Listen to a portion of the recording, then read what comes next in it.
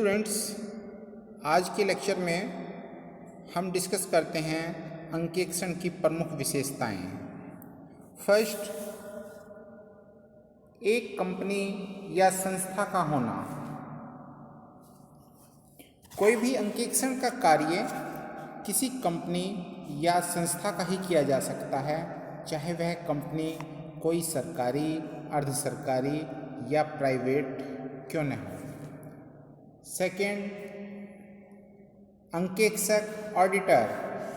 जिस प्रकार किसी अच्छी सेना के लिए एक कुशल सेनापति का होना आवश्यक है, उसी प्रकार अंकेक्षण का कार्य भी किसी कुशल व स्वतंत्र अंकेक्षक के बिना पूरा नहीं किया जा सकता है।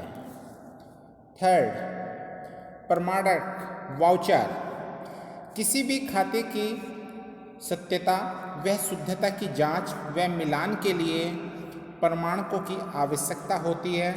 अतः यह आवश्यक है कि किसी भी प्रकार के लेन देनों के प्रमाणक पूर्ण रूप से सुरक्षित हों।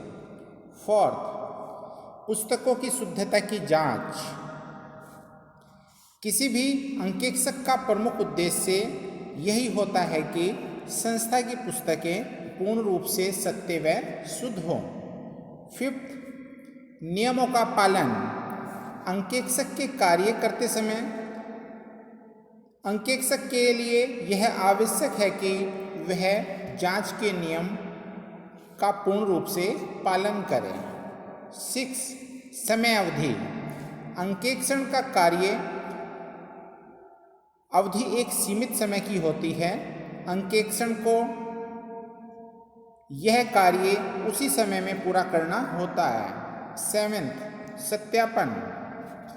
अंकेक्षण का सबसे महत्वपूर्ण कार्य संस्था के खातों का सत्यापन करना होता है, ताकि वास्तविक स्थिति का पूर्ण ज्ञान हो।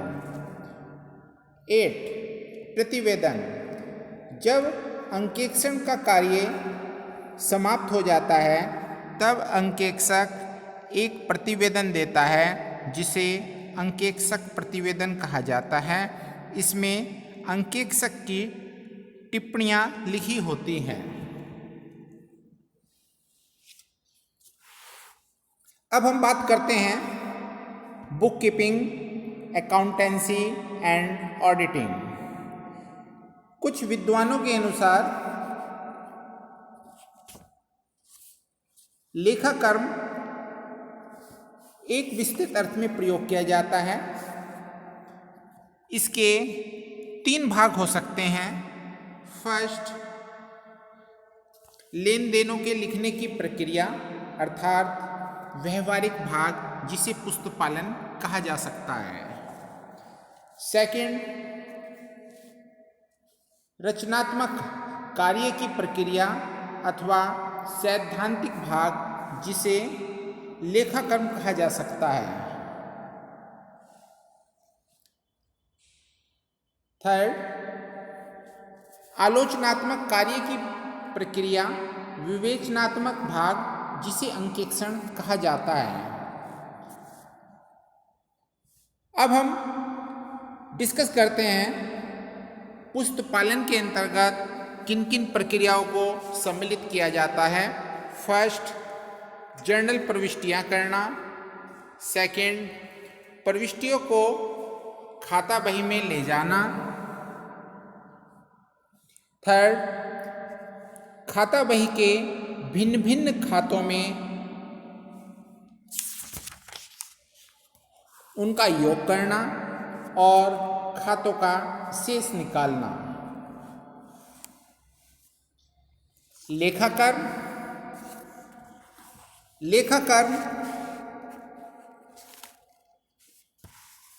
लेखापाल का कार्य पुस्तपालन के कार्य के बाद से आरंभ होते हैं। इसी कारण यह कहा जाता है कि जहाँ से पुस्तपालन समाप्त होता है, वहीं से लेखाकर्म प्रारंभ होता है। लेखाकर्म के अंतर्गत कुछ प्रक्रियाएं होती हैं। फर्स्ट, पुस्तपालन के कार्य की जांच करना। सेकंड, तलपट बनाना।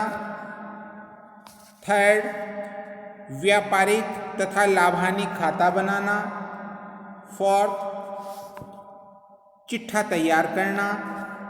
फिफ्थ, भूल सुधार तथा समायोजन के लेखे करना।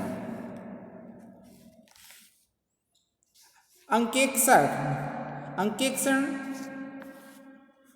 जहाँ लेखा कर्म समाप्त होता है वहाँ अंकेक्षण प्रारंभ होता है। एक अंकेक्षक लेखापाल के कार्य की जांच करता है।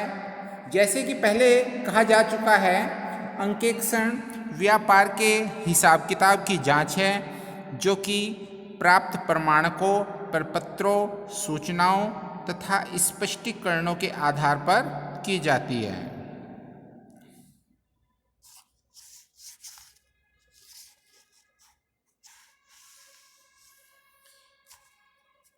कुछ लोगों का मत है कि अंकेक्षण विलासिता होता है। इसके लिए आज के औद्योगिक युग में लेखाकर्म के कार्यों को सभी लोग आवश्यक मानते हैं। एक समय था जब व्यापार छोटे पैमाने पर चलाए जाते थे, थोड़े ही कर्मचारी कार्य करते थे, लेन देन के लिए साख का चलन नहीं था तथा लेखाकर्म की आवश्यकता नहीं समझी जाती थी। लेखाकर्म का कार्य विलासिता समझा जाता था और इसी कारण इसका प्रयोग बड़े बड़े व्यापारिक संस्थानों तक ही सीमित था। औद्योगिक क्रांति के फलस्वरूप व्यावसायिक जगत में बहुत प्रगति हुई। साख के प्रचलन से बैंक तथा बीमा कंपनियों की संख्या बढ़ी। नए उद्योग, परिवहन के नए साधन, नई विचारधारा, नए संगठन एवं नवीन क्रांति हुई।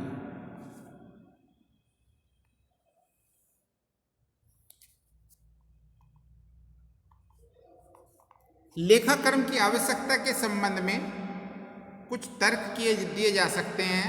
फर्स्ट, संस्था का आकार एवं स्वभाव। प्रत्येक संस्था में चाहे वह छोटी हो या बड़ी, किसी न किसी रूप में हिसाब किताब रखना आवश्यक है। कुछ संस्थाओं को अंकेक्षण कराना अनिवार्य कर दिया गया है। अंकेक्षण तभी संभव है जब संस्था अपना हिसाब किताब एक उचित लेखा पद्धति के अनुसार रखती है। उपयोगिता के दृष्टिकोण से यह कहा जा सकता है कि लेखाकर्म प्रत्येक संस्था के लिए आवश्यक है। सेकंड, लाभ व हानि का ज्ञान करना। लेखाकर्म की आवश्यक पद्धति के प्रयोग के बिना वर्ष के अंत में लाभ व हानि की सही स्थिति नहीं निकाली जा सकती है। प्रत्येक व्यापारिक संस्था के लिए वार्षिक लाभ व हानि का ज्ञान उनके अस्थायी जीवन के लिए आवश्यक है। थर्ड, ख्याति व कार्य क्षमता में वृद्धि करना। प्रत्येक संस्था की ख्याति लेखाकर्म की सही पद्धति के प्रयोग के बिना नहीं निकल सकती। सही एवं समुचित हिसाब किताब के बिना ख्याति का ज्ञान असंभव है। कार्य क्षमता का मूल्यांकन करने तथा उसकी वृद्धि के उपायों को खोजने के लिए लेखाकर्म की सर्वोत्तम प्रणाली का प्रयोग अति आवश्यक। फोर्थ, प्रगतिशील व सजीवता। हिसाब किताब की उपयुक्त पद्धति के बिना संस्था की वर्तमान स्थिति का सही ज्ञान नहीं हो सकता है। भविष्य में प्रगति किस प्रकार संभव है तथा संस्था किस प्रकार सक्रियता से कार्य कर सकती है, यह सब उपयुक्त लेखा प्रणाली के प्रयोग से ही संभव है। फिफ्थ, व्यवसाय की ख्याति में वृद्धि। लेखाकर्म की अच्छी पद्धति प्रयोग में लाने से व्यावसायिक संस्था की साख में वृद्धि होती है। सरकारी कर के दायित्व के निर्धारण, वित्तीय संस्थाओं से ऋण प्राप्त करने, न्यायालय में प्रमाण पत्र प्रस्तुत करने, विदेशी व्यापार के लिए अनुमति प्राप्त करने तथा दिवाला की स्थिति में ऋण मुक्ति के संबंध में आज्ञा पाने के लिए हिसाब किताब रखने की उपयुक्त पद्धति अत्यंत ही सहायक होती है। अब हम बात कर रहे हैं लेखाकर्म और अंकेक्षण में क्या अंतर होता है। First, on the basis of कार्य के आधार पर लेखाकर्म के अंतर्गत सारांश तथा विश्लेषण करना होता है। अर्थात लेखाकर्म में तलपट, चिट्ठा और लाभ हानि खाता बनाना प्रमुख कार्य आते हैं। अंकेक्षण के अंतर्गत लेखापाल के द्वारा बनाए गए अंतिम खातों की जांच होती है, जिससे खातों के संबंध में रिपोर्ट दी जा सके। सेकंड, कार्य की संपन्नता। लेखाकर्म के लिए संस्था में लेखापाल नियुक्त किया जाता है। यह वैतनिक कर्मचारी होता है, अर्थात इसको वेतन दिया जाता है। अंकेक्षण सदैव बाहरी व्यक्ति के द्वारा किया जाता है। अंकेक्षण का कार्य के लिए अंकेक्षक को पारिश्रमिक दिया जाता है। Difference between book keeping and accountancy. पुस्तपालन व लेखाकर्म में अंतर। फर्स्ट, कार्य के आधार पर पुस्तपालन के अंतर्गत लेन देनों का प्रारंभिक लेखी करना तथा आवश्यक खाते तैयार करना आता है। लेखाकर्म के अंतर्गत तलपट, लाभ हानि खाता तथा आर्थिक चिट्ठा तैयार किया जाता है। सेकंड, कार्य की संपन्नता के आधार पर पुस्तपालन में पुस्तपालक ही केवल अपने कार्य को पूरा करता है। लेखाकर्म में लेखापाल द्वारा कार्य पूरा किया जाता है। थर्ड, प्रारंभ। पुस्तपालन प्रारंभिक लेखे होते हैं। जहाँ लेखाकर्म शुरू होता है वहाँ पुस्तपालन समाप्त होता है। फोर्थ, स्वभाव। पुस्तपालन एक सरल व आसान प्रक्रिया है, क्योंकि इसमें केवल प्रारंभिक लेखे किए जाते हैं।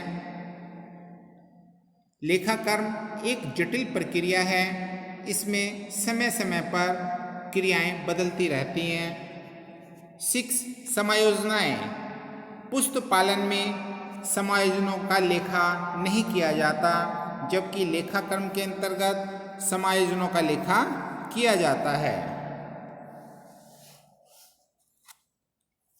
लेखाकर्म के ऑब्जेक्टिव ऑफ ऑडिटिंग। अंकेक्षण के उद्देश्य। मुख्यतः अंकेक्षण के उद्देश्यों को हमने 3 भागों में बांटा है। फर्स्ट, मुख्य उद्देश्य, सहायक उद्देश्य और थर्ड, अन्य उद्देश्य। अंकेक्षण के मुख्य उद्देश्य के अंतर्गत 2 बातें ली गई हैं। फर्स्ट, वित्तीय विवरणों की पूर्णता, सत्यता, नियमानुकूलता व उचितता का परीक्षण करना। सेकंड, उन पर अपनी राय प्रकट करना। सहायक उद्देश्यों के अंतर्गत अंकेक्षक द्वारा त्रुटियों का पता लगाना।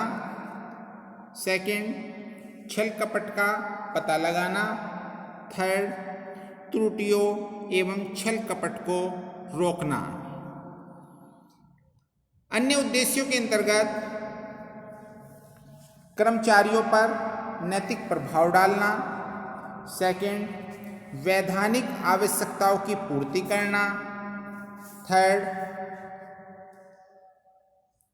सरकारी अधिकारियों एवं बाह्य पक्षों को संतुष्ट करना है।